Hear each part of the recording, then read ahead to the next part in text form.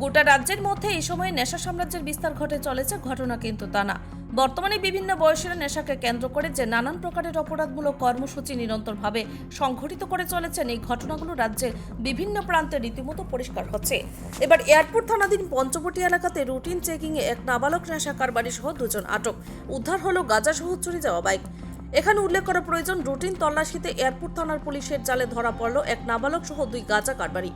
উদ্ধার হয়েছে প্রায় 11 কেজি শুকনো গাঁজা, একটি অটো এবং একটি চুরি যাওয়া বাইক।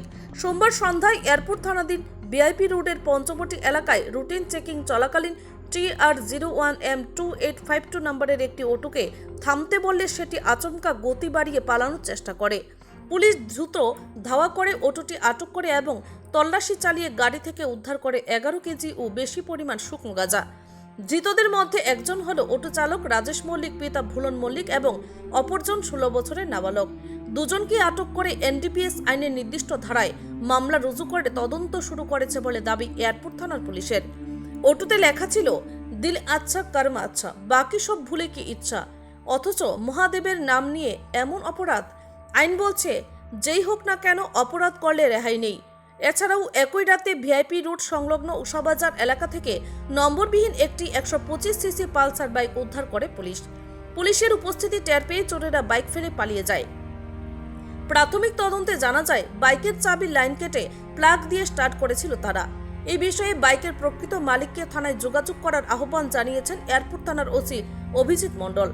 মঙ্গলবার নরসিংগড় এয়ারপোর্ট থানায় সংবাদ মাধ্যমের মুখোমুখি হয়ে ওসি অভিজিৎ মণ্ডল জানান, এই গাঁজা পশ্চিম নারায়ণপুর এলাকা হয়ে বাংলাদেশে পাচারের উদ্দেশ্যে নিয়ে যাওয়া হচ্ছিল বলে প্রাথমিক তদন্তে উঠে এসেছে।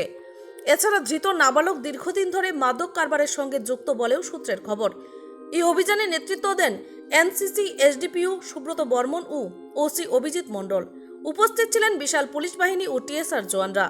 এই ঘটনা প্রমাণ করে, নাবালক হোক কিংবা ধর্মের নাম ব্যবহার করেই হোক না কেন, যারাই নেশার কাজ করতে থাকবে তাদের আইন রেহাই দেবে না। Bureau report, Tripura news Bangla. গাঁজা সহ দুইজনকে আটক করেছেন, এই বিষয়টাই আপনাদের কি প্রতিক্রিয়া? গতকাল সন্ধ্যার সময় আমাদের দিনের মতো বিকেল চেকিং চলছিল ভিআইপি রোডে, আগরতলা এয়ারপোর্ট রোডে। তো বিকেল চেকিংয়ের সময় আমরা একটা অটো গাড়িকে, আমাদের যে অফিসার এবং স্টাফ ছিল, একটা অটো গাড়িকে সিগন্যাল দিয়েছিল থামার জন্য। সে না থামিয়ে আরও স্পিড বাড়িয়ে দেয়। তখন আমাদের যে অফিসার এবং স্টাফ ছিল ওর পিছে ধাওয়া করে ওকে আটক করে। আটক করার পর ওর গাড়িতে তল্লাশি চালিয়ে 10 কেজি 400 গ্রামের মতো গাঁজা উদ্ধার করা হয় এবং এই গাড়িতে থাকা ড্রাইভার এবং আরও একজনকে অ্যারেস্ট করা হয়। এই যে আপনাদের ভেহিকেল চেকিং, এটা কি আগামী দিনেও জারি থাকবে? আগামী দিনে জারি।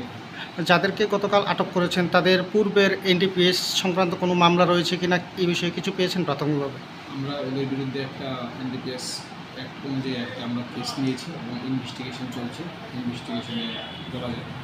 ধন্যবাদ স্যার। বাস। হ্যাঁ।